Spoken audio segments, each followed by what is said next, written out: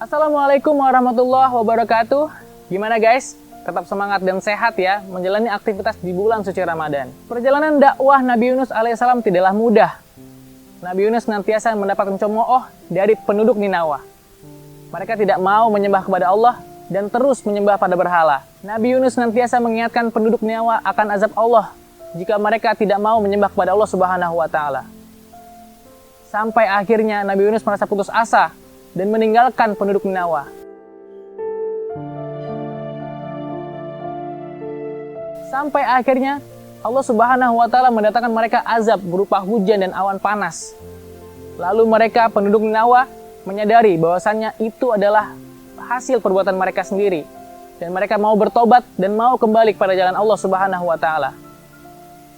Akhirnya mereka mencari Nabi Yunus. Namun Nabi Yunus nggak ketemu.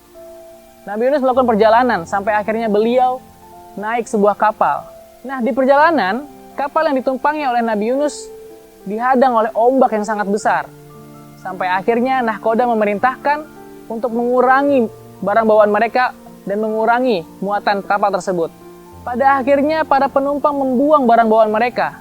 Namun, barang bawaan mereka yang telah dibuang tidak cukup untuk mengurangi muatan kapal tersebut. Akhirnya, mereka melakukan undian. Hasil undian ini, barang siapa yang namanya keluar, mereka harus rela menerjunkan dirinya ke laut. Maka dilakukanlah undian tersebut. Dan setelah 3 kali undian tersebut dilakukan, nama Nabi Yunus keluar. Dan akhirnya Nabi Yunus memasrahkan dirinya untuk terjun ke laut. Sambil berdoa, "Ya Allah, maafkan aku telah berputus asa dalam berdakwah." Allah Subhanahu wa taala kemudian memerintahkan ikan paus untuk memakan Nabi Yunus tanpa sedikit pun melukainya.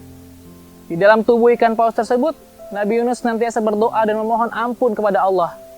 Sampai akhirnya, ikan paus tersebut mengeluarkan Nabi Yunus ke tepi laut dalam keadaan sakit. Sampai akhirnya Allah Subhanahu wa taala memberikan kekuatan kembali kepada Nabi Yunus. Dan Nabi Yunus pun kembali ke penduduk Ninawa dan disambut baik oleh penduduk Ninawa. Penduduk Ninawa akhirnya meninggalkan semua berhala-berhala mereka dan kembali kepada jalan Allah Subhanahu wa taala. Cerita ini tertuang di dalam Quran surat As-Saffat ayat 139 sampai 148. Dari kisah Nabi Yunus kita bisa belajar bahwasanya jangan pernah berputus asa dalam hal kebaikan. Allah senantiasa menolong kita pada hal kebaikan. Saya Raihan Zaki. Wassalamualaikum warahmatullahi wabarakatuh.